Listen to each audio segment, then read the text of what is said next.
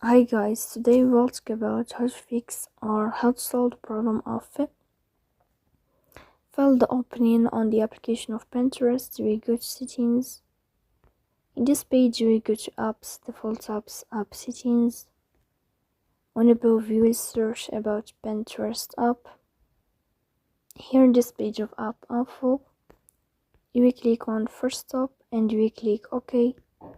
Here you will enter to the window of storage.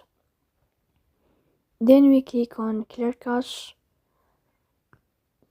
but pay attention, don't click clear data because that can delete your account. Here you will go to Play Store, you will search about Pinterest, then you can announce your app and you can install it again. So please don't forget to support us, bell icon, subscribe. See you next time in another video, and thank you for your